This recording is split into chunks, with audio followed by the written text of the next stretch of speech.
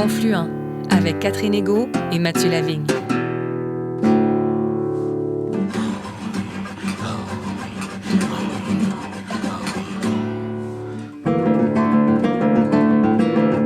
Bonjour à tous et à toutes et bienvenue à Confluent, l'émission qui donne la parole aux premiers peuples et à leurs alliés. Cette semaine, nous rencontrons Caroline Neptun-Ott, membre de la communauté Ilnou de Machtoyats, professeure au département d'histoire de l'art de l'UQAM et étudiante au doctorat en sciences des religions. S'inspirant des travaux critiques féministes et des réflexions sur les épistémologies autochtones, elle documente et analyse les continuités et les transformations des expressions des identités et des cosmologies autochtones à travers les œuvres des femmes autochtones, particulièrement les pratiques artistiques intégrant des technologies numériques.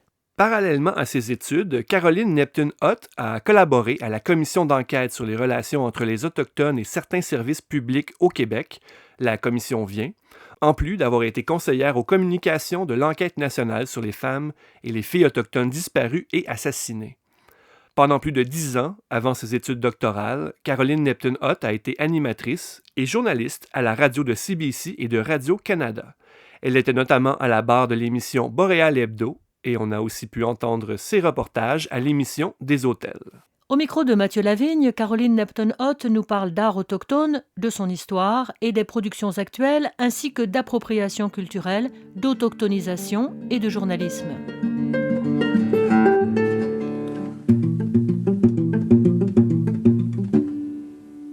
Caroline Neptun-Ott, quoi? Oui. Alors, Caroline, vous êtes professeure au département d'histoire de l'art à l'UQAM. Vous enseignez notamment l'histoire de l'art autochtone. J'aimerais que nous débutions par un petit détour historique. On remarque ces dernières années une présence grandissante de l'art autochtone autour de nous. Cependant, cette renaissance a débuté il y a quand même plusieurs décennies, soit dès les années 60 et 70. Caroline, pourquoi cette renaissance a-t-elle eu lieu à ce moment précis? Dans les années 60, il y a une émergence de manière générale dans les affirmations à travers le monde. Je pense après la Deuxième Guerre mondiale, puis ensuite de ça, en 1948, la Déclaration des droits de l'homme, on se retrouve avec des gens qui, de plus en plus, vont affirmer qui ils sont sans avoir peur de vivre de la discrimination. On comprend qu'est-ce qui s'est passé durant la Deuxième Guerre mondiale. Je ne ferai pas un cours sur ça, mais ça s'est poursuivi. Ça s'est poursuivi aussi au sein même des Premières Nations. Puis les Premières Nations, elles revendiquaient depuis des dizaines et des dizaines d'années, voire des centaines d'années. Mais après 1951, il y a eu un changement dans la loi sur les Indiens qui a permis aux Autochtones, aux Premières Nations, d'exercer de nouveau leur culture, leurs cérémonies, leurs rituels, leurs danses, parce que depuis le début de 1876, quand la loi sur les Indiens a été instaurée, quelques années après, vers 1925, on a interdit aux populations autochtones de faire les danses, les rituels, les potlucks, etc. Et ça a duré jusqu'en 1951. Donc, on comprend qu'il y avait des choses qui se passaient à l'échelle internationale. Hein? Alors, ça s'est poursuivi, disons que ça a amplifié le mouvement d'affirmation autochtone, ça leur a donné la possibilité, la latitude pour pouvoir le faire. Puis dans les années 60, ça a vraiment émergé, il y a eu de plus en plus d'artistes en art visuel qui ont choisi d'exercer ces pratiques-là, de combiner également avec d'autres types de pratiques, la danse, les potlucks sont revenus dans l'Ouest canadien. Donc, on voit vraiment dans les années 60, là, tout à coup, là, il y a une effervescence jusqu'à ce moment clé incroyable durant l'Expo 67, ici à Montréal, qui est un moment clé de l'art autochtone, de l'histoire de l'art autochtone en Amérique, là, avec l'instauration du fameux pavillon sur les Indiens qu'on appelait à l'époque, on dit plus ça maintenant, non, tout le monde. À l'époque, on disait le pavillon des Indiens, c'était comme ça qu'il se nommait. Et il avait été élaboré en collaboration avec plusieurs artistes autochtones, là, notamment Alex Janvier, qui est d'aîné de l'Ouest canadien. Donc, il y avait plusieurs artistes qui ont participé à ce pavillon-là en 67. Puis ça s'est juste poursuivi. Disons que dans les dernières années, là, comme on voit dans les années 2000, après les différentes commissions de vérité et réconciliation, la commission royale d'enquête qui date de 96, bien, ça ne fait qu'offrir des outils supplémentaires aux Autochtones pour pouvoir présenter leur création, mais aussi ça ouvre les yeux du public. Et actuellement, sur la scène artistique, on remarque l'émergence de plusieurs femmes artistes autochtones porteuses d'un message fort, un message d'affirmation. Comment expliquer ce phénomène qui est aussi observable d'ailleurs du côté de la sphère politique où plusieurs femmes autochtones sont aussi très engagées et occupent des rôles de leadership? Bien, on va ancrer ce type de pratique-là, de la présence des femmes autochtones, de femmes fortes, depuis des temps immémoriaux chez les populations autochtones, qui étaient des populations beaucoup plus matrilinéaires que patriarcales, comme on le voit là, dans les sociétés euro-occidentales de l'époque. Les femmes avaient leur mot à dire, étaient impliquées dans les décisions de la communauté, dans les décisions de la Maison Longue, étaient impliquées dans les choix des campements, les lieux où est-ce que les familles allaient. Donc, elles n'étaient pas tues. Et encore aujourd'hui, ça se poursuit. Cette manière de faire là, cette présence de ces femmes-là se poursuit. Il faut dire qu'une des premières à avoir ouvert une galerie en 71, c'est l'artiste Potawatomi, Daphne Ojig, qui était une artiste peintre qui a vraiment connu une magnifique carrière dans les années 70, 80, 90. Et cette femme a offert une première galerie aux Autochtones pour exposer. Et le nom de la galerie autochtone à Montréal, c'est la galerie Daphne, en l'honneur de Daphne Ojig. Et c'est 4 femmes autochtones qui ont démarré cette galerie-là à Montréal. Mais en tout cas, je veux dire, il y a eu beaucoup de joueurs autour, là, mais disons que celles qui ont mis le plus... Oui, c'est ça. C'est 4 femmes autochtones. Il y a Skawenati, qui est Kanien'kehá:ka de Kahnawake. Nadia Mir, qui est une artiste en art visuel également, Anishinaabe, québécoise. Caroline Monet, Anishinaabe également. Puis Anna Claus, également Kanien'kehá:ka. Des femmes qui ont décidé de lancer ça. Et est-ce qu'on pourrait dire que l'art est parfois le lieu d'une réappropriation symbolique du territoire dans l'art autochtone du côté des artistes femmes? Est-ce que c'est présent, cette question du territoire? Qu'est-ce que ça veut dire, territoire? Hein? C'est une bonne question. Bien, c'est parce que, est-ce qu'on parle d'environnement? Quand on parle d'environnement, on parle de quelque chose d'autre. Hein? C'est un vocabulaire très défense de l'environnement, militance pour l'environnement. Quand on parle de territoire pour les Autochtones, on parle d'identité. Être autochtone, indigenous to a territory, être autochtone à un territoire. Si on parle juste de plantes autochtones, mais c'est les plantes qui sont d'ici, qui ne sont pas d'ailleurs. Donc, être autochtone à un territoire, c'est pas d'ailleurs, en fait. Et ce qu'il y a d'intéressant dans cette réflexion-là, c'est de voir comment les membres des Premières Nations vont tenter de faire vivre cette relation-là à travers les différentes initiatives qu'ils vont mettre de l'avant, que ce soit artistique, que ce soit en performance, en théâtre, en art visuel. Ça va être autant des affirmations poétiques que des affirmations politiques. Et ça vient finalement ancrer le corps des femmes autochtones dans ce territoire-là. Ça vient finalement dire, ben, nous sommes souveraines, nous sommes ici, nous n'avons pas disparu. Je pense que dans ce cas-là, quand on pense le territoire globalement, hein, en prenant en compte le corps, les femmes, la présence, la relation au territoire, c'est un lieu où on partage des pratiques, où on rencontre les familles, où les gens vont échanger aussi. Donc, c'est un lieu de relation, vraiment, le territoire. Donc, le territoire, ça veut dire tout ça. Pour les artistes qui sont en milieu urbain, est-ce que ça devient aussi le lieu de tentative de se rapprocher d'un territoire qui peut paraître lointain? Bien, je ne sais pas s'il peut paraître lointain, mais c'est une manière de faire vivre à l'extérieur ce qu'on porte en soi. il n'a pas disparu, le territoire. Tu sais.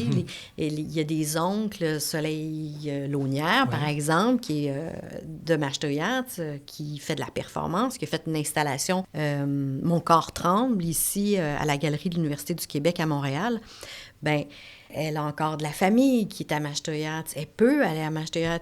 Son père a un espace territorial avec un camp en forêt. Donc, c'est pas abstrait, tout ça, là.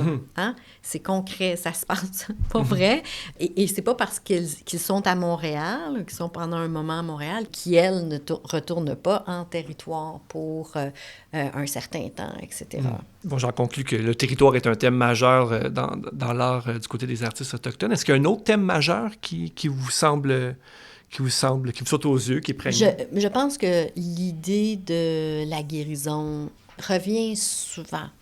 Je pense que les gens, à travers les créations, vont passer par des processus extrêmement difficiles, mais en même temps extrêmement bénéfiques pour leur santé, parce que santé mentale, physique, spirituelle, tout ça, pour vraiment, finalement, soit guérir, transcender, exprimer quelque chose qui était coincé ou bloqué, ou exprimer juste quelque chose qui n'est pas... qui doit être dit, finalement. Je pense que c'est des moments c'est des espaces qui permettent justement de faire cette guérison-là. Et je me dis tout le temps, c'est pas juste les Autochtones qui ont besoin de guérison, là. Hein? Bien d'accord. Dans la société actuelle dans laquelle on vit, avec la quantité d'informations, la quantité de médias, hein? Vous écoutez la radio, mais c'est ça, la quantité de médias, de publicité, d'Internet, de réseaux sociaux numériques qui viennent nous envahir avec des messages souvent opposés. Peut-être que ça prend des fois des pauses, hein? Donc, je pense que cette idée-là de guérison, bien, c'est pas juste l'apanage des Premières Nations, mais je pense que ça revient beaucoup dans leur travail. Et ils en ont peut-être un peu plus à faire dans ce sens-là, parce que les pensionnats autochtones, parce que 200 ans de colonisation, parce que beaucoup de racisme systémique. Donc, là, on trouve quelque chose de très bénéfique pour les personnes des Premières Nations. Caroline Neptune-Hott, votre thèse de doctorat porte notamment sur l'appropriation des technologies et des outils numériques par les femmes artistes autochtones. Ce passage au numérique de l'art, est-ce que c'est une chance ou un défi pour les artistes autochtones? Je ne sais pas si ça se pose comme ça, une chance ou un défi. Je ne vais pas me lancer dans des suppositions, mais les entrevues que j'ai réalisées avec une dizaine d'artistes autochtones du Québec, spécifiquement, m'ont permis de voir que toutes les femmes voyaient comme bénéfique n'importe quel outil d'expression de soi. Donc, que ce soit un micro, que ce soit un crayon à mine, que ce soit de la peinture, du théâtre, ce qui permet l'expression de soi, ce qui nous donne la possibilité de nous exprimer, permet de nous donner plus de pouvoir, d'avoir de l'empowerment.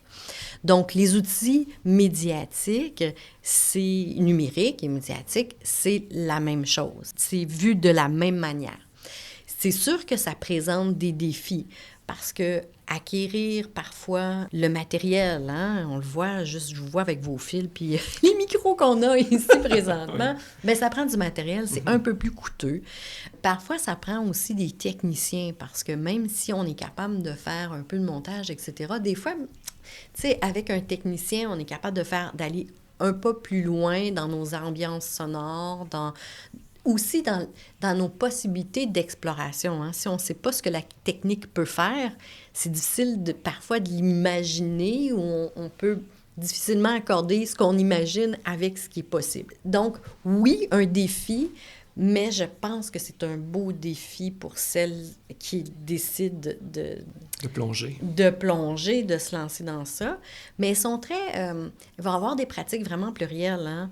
Elles vont essayer les outils médiatiques, ensuite vont faire de la performance, ensuite vont embarquer dans un projet communautaire, ensuite vont faire des formations avec des jeunes. Donc, ce sont, pour la plupart des femmes que j'ai interviewées, elles ont des pratiques vraiment plurielles. Caroline Neptune-Hutt, vous avez, avec 3 autres femmes autochtones universitaires et artistes, porté en 2018 le mouvement dénonçant la pièce de théâtre Kanata, ou plus particulièrement le processus de création artistique de Robert Lepage et de son équipe. On a alors beaucoup parlé d'appropriation culturelle, je pense qu'on en parle encore pas mal. Depuis 2018, depuis cette controverse, est-ce que les projets artistiques abordant les cultures et l'histoire des peuples autochtones sont menés autrement? Je pense que Kanata, ça a catalysé certaines choses. Ça a permis aussi de faire émerger des questions que des artistes avaient. Hein? Je pense qu'il y a beaucoup d'artistes au Québec, au Canada, qui se disaient, moi, j'habite ici, puis, tu sais, je veux utiliser des raquettes dans mon, tu sais, puis je veux utiliser, mettons, un tambour, puis je veux inclure ça. Puis il y avait vraiment un désir de collaboration, mais je pense que c'est dans la méthode. Il y a les moyens de faire les choses autrement et d'aller voir, de rencontrer, puis que ça se fasse beaucoup plus en collaboration, en relation avec les Premières Nations, plutôt que d'aller voir quelqu'un des Premières Nations et dire « Ah oui, tu fais ça, OK, montre-moi comment tu le fais, puis ensuite, je m'en vais chez moi, là, je le refais. Mm-hmm. » Donc, tu sais, déjà, c'est très malaisant comme processus.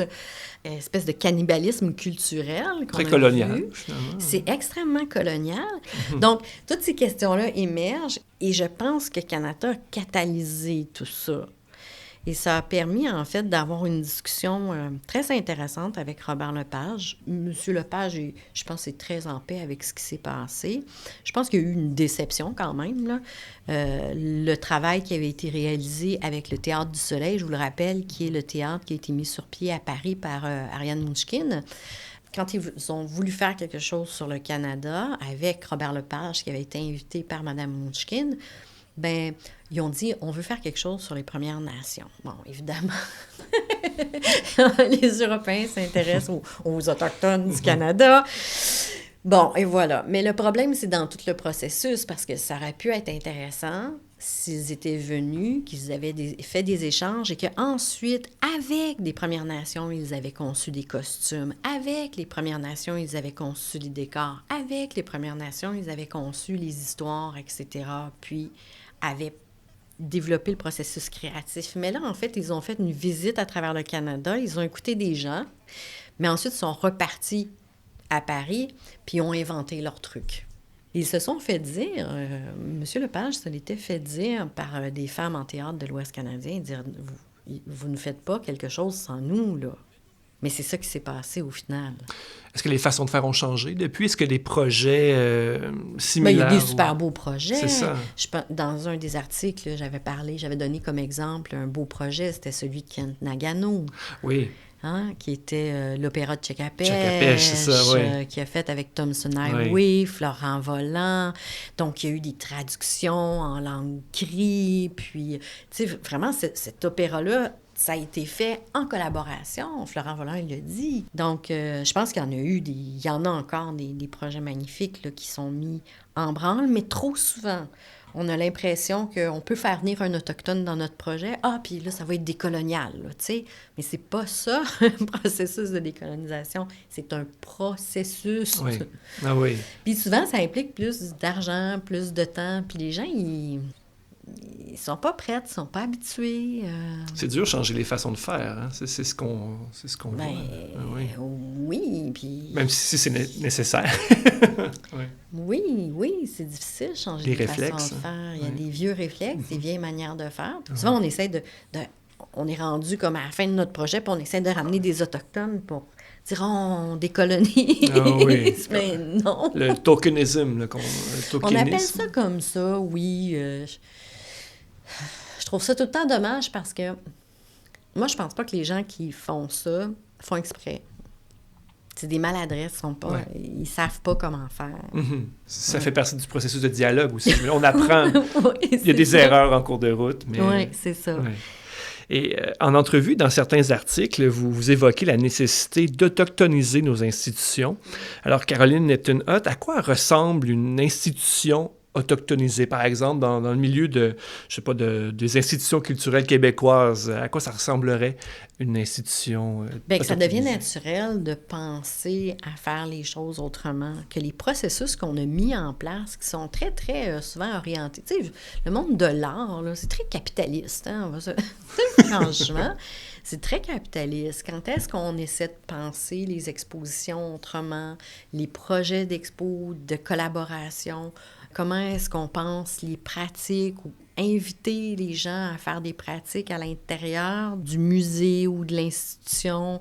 Comment est-ce qu'on va inviter... Tu sais, on parle des institutions scolaires. Souvent, on se dit « Oh, on va inviter un conteur autochtone dans la classe. » Mais c'est pas juste ça. Ça peut pas être juste ça. Il faut qu'il y ait un programme à l'intérieur de l'école qui permet de faire quelque chose de différent à long terme, éviter de faire des projets champignons puis pas changer la mentalité derrière. Fait que déjà, prendre le temps de penser à des valeurs clés qui orientent nos actions. Puis ces valeurs-là, ça veut pas dire, tu sais, le respect. Le respect pour les Québécois, c'est une chose, mais chez les Autochtones, ça veut dire d'autres choses. Mm-hmm. Qu'est-ce que ça veut dire exactement, le respect? Comment est-ce que je montre le respect? C'est quoi mes savoirs agir comment je dois les présenter? Ou, tu sais, avoir des clés culturelles.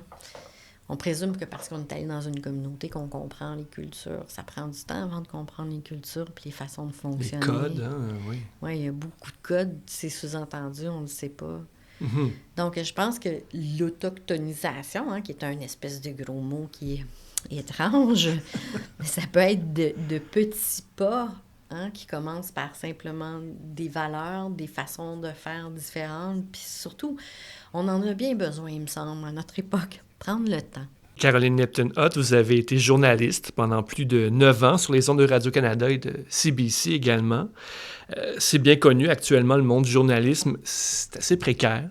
Dans un tel contexte, comment se porte le journalisme autochtone aujourd'hui? Bien, il y a le journalisme autochtone en communauté. Donc, c'est le journalisme fait par des Autochtones, en langue autochtone pour les Autochtones. Donc, il y en a pour réaliser avec APTN, qui est la télévision nationale autochtone. Il y en a réalisé par la SOCAM, qui est la Société de communication Atikamekw-Montagnaise. Il y a aussi la Société de communication CRI. Tous ces gens-là, ils ont des journalistes à l'interne qui font des reportages en langue autochtone. Dans les médias de masse, admettons, là, dans les grands médias, on a une certaine place qui est réservée à certaines personnes pour venir faire des chroniques de manière sporadique.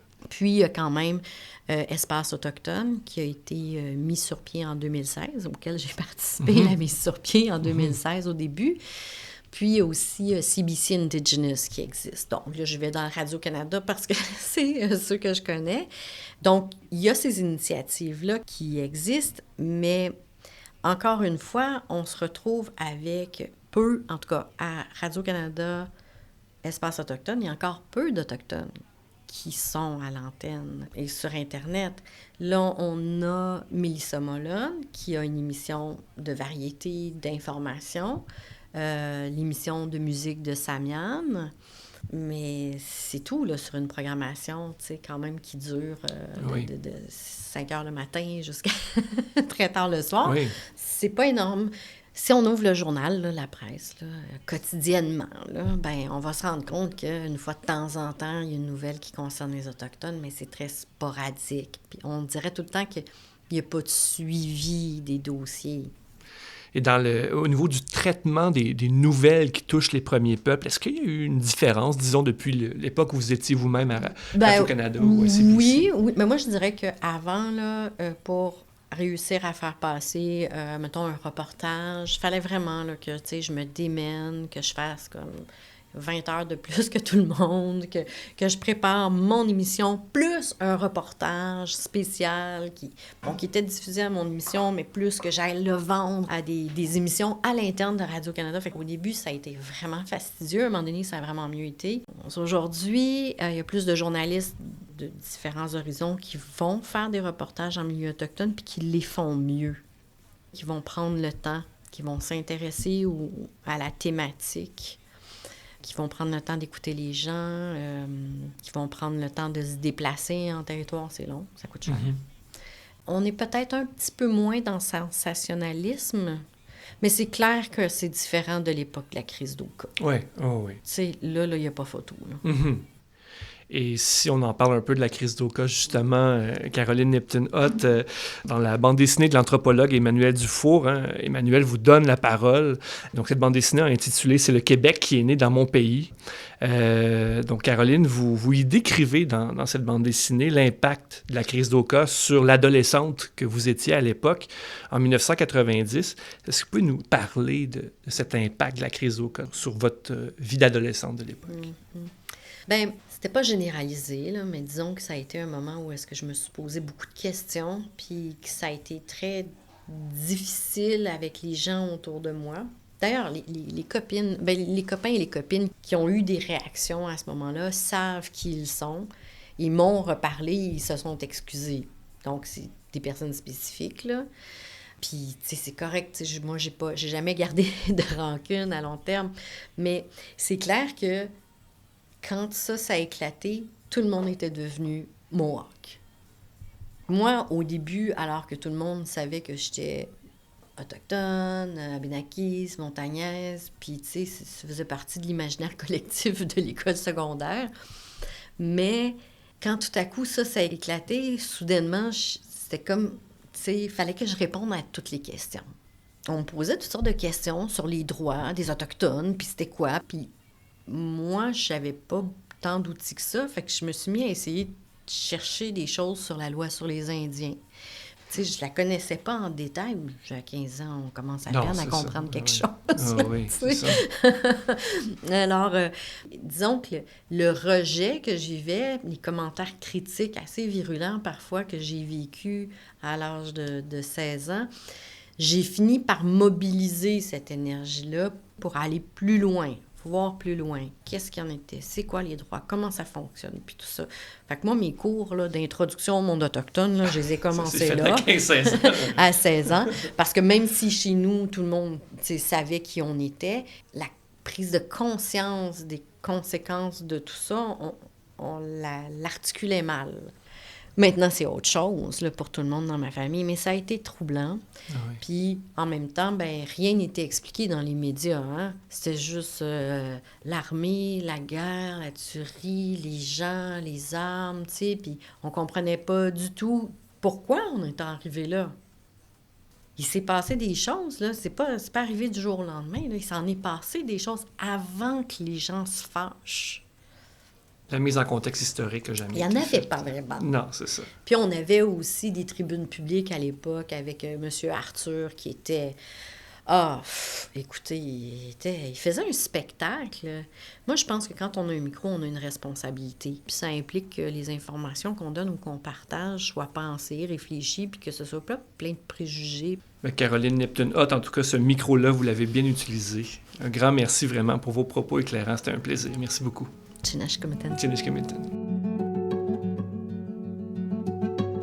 Nous recevions cette semaine Caroline Neptune-Hott, membre de la communauté Innu de Mashteuiatsi et professeure au département d'histoire de l'art de l'UQAM. Nous la remercions chaleureusement de cette entrevue. Merci aussi à Daniel Fortin à la régie. L'émission Confluent est portée par l'organisme Mission Chez Nous. Vous voulez en savoir plus sur cet organisme de solidarité chrétienne avec les premiers peuples? Visitez sans tarder le www.missioncheznous.com. Merci, Catherine Ego. Merci, Mathieu Lavigne. Et merci à tous nos auditeurs et auditrices. Rendez-vous la semaine prochaine. D'ici là, nous vous invitons à tendre l'oreille aux émissions proposées sur les ondes de Radio-VM et de Radio Galilée. À bientôt!